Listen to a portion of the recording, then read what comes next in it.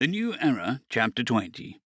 Subject, Overdrone S655L894T131. Species, unknown. Species description, humanoid. Ship, Grand Vessel of the Universal Omni-Union. Location, Grand Shipyard of the Universal Omni-Union. My heart pumped wildly as I tried to get my bearings.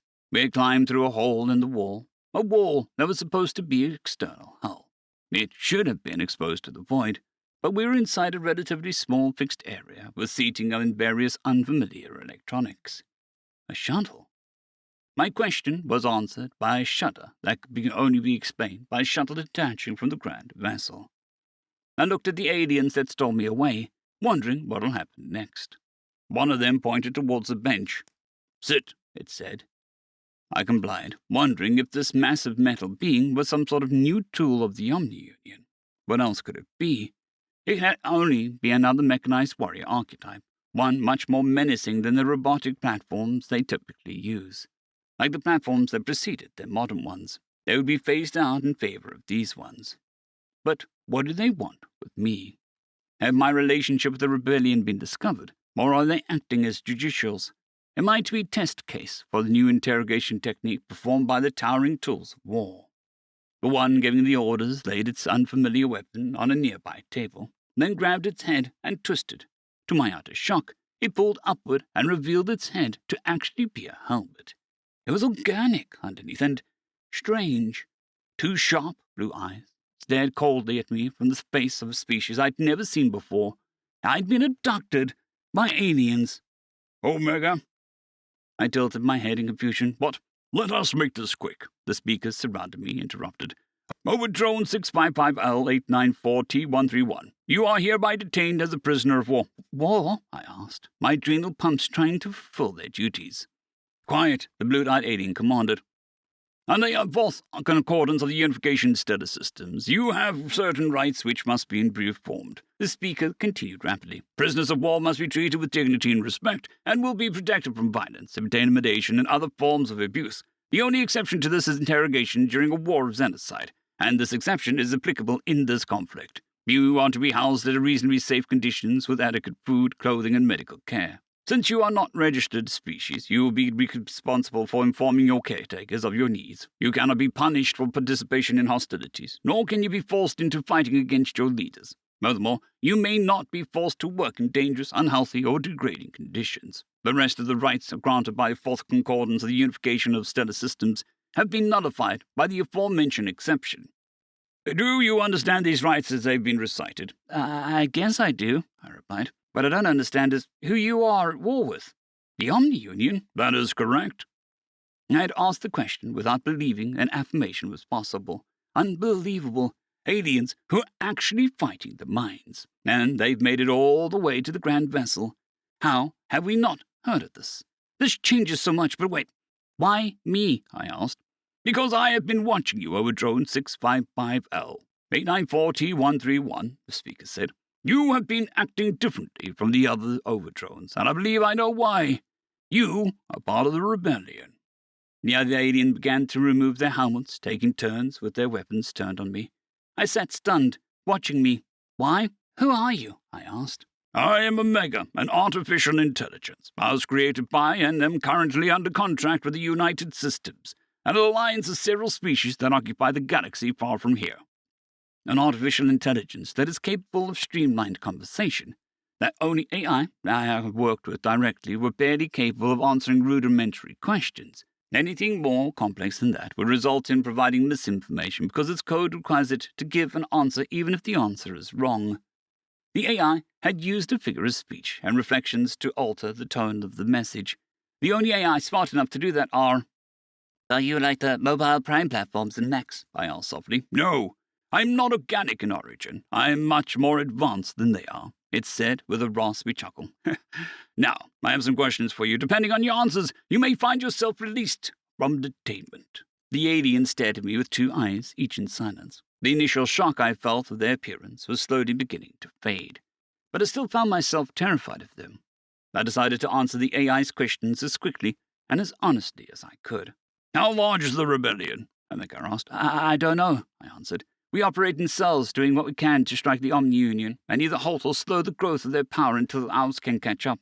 "And how's that going?" the alien with brown skin asked with a laugh. "I'm not sure," I admitted. "The might of the Omni-Union is vast beyond measure, but how can we happily accept things as they are? We are slaves, and so many of us die every day. Even if it weren't the case, the Omni-Union is actively murdering unimaginable numbers of sentients in distant galaxies. Whether it is a death blow or a small cut, we are obliged to do what we can to stop them."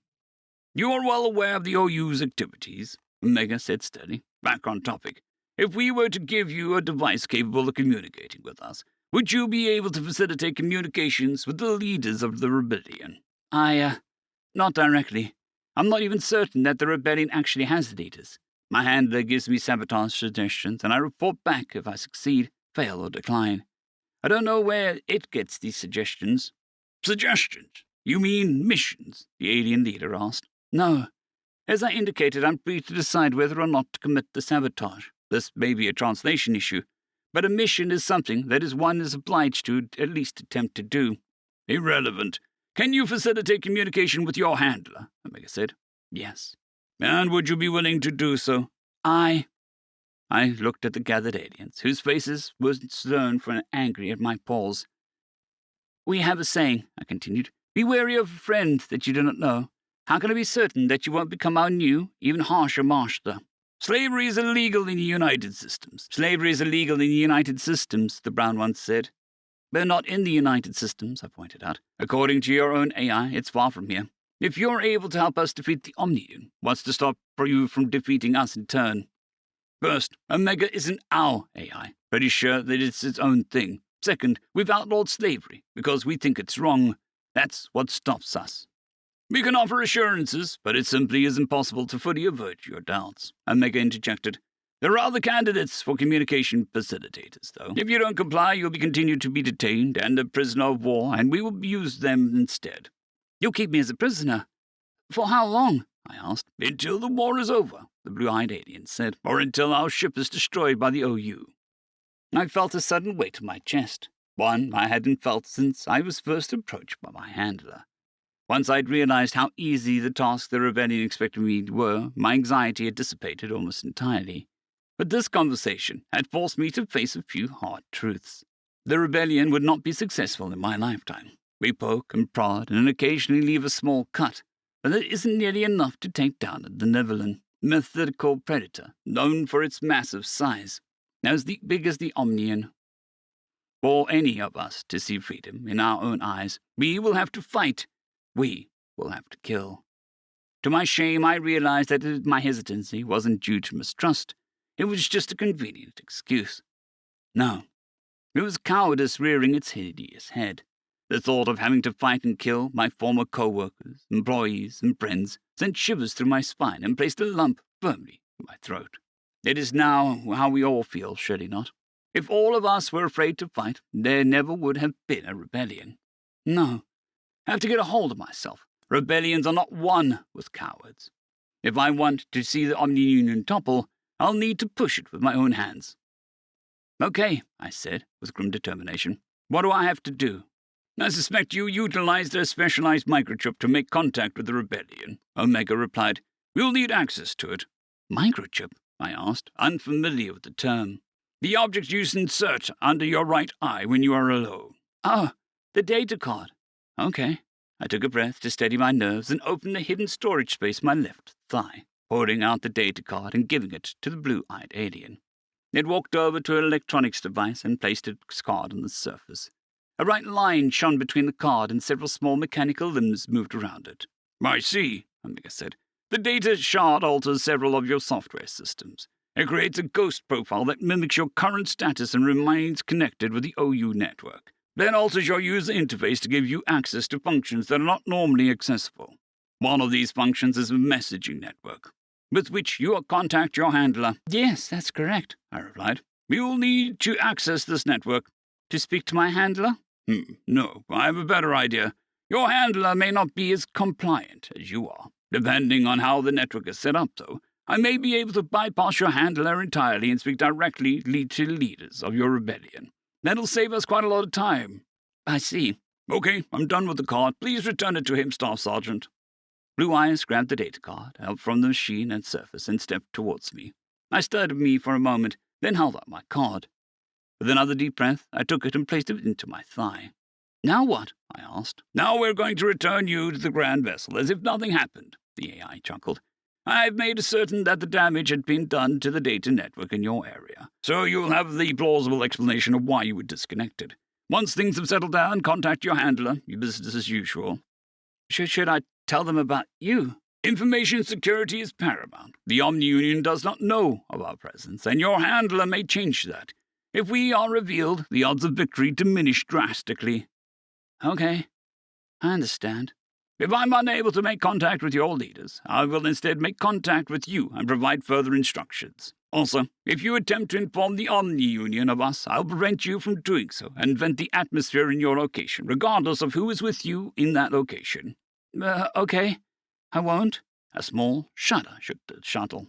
That's our stop, Blue Eyes said gruffly. Get up. I agreed to help, I replied as I complied.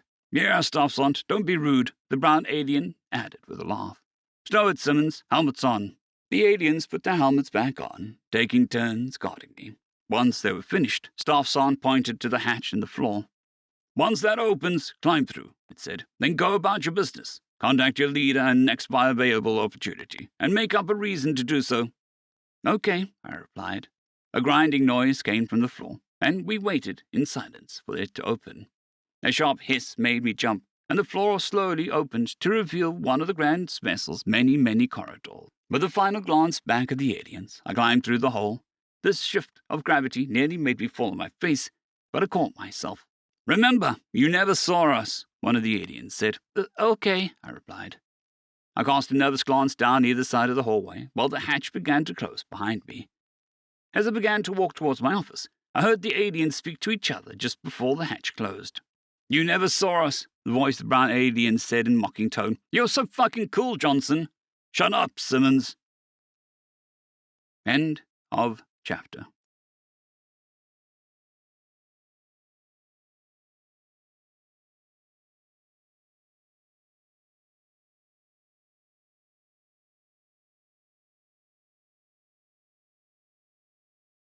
I'd greatly like to thank our Tier 5 channel members, Caspar Arnholtz, John Creighton, Manatharia, 050, Dragzoon WRE, and Elijah Silvercross. Thank you very much.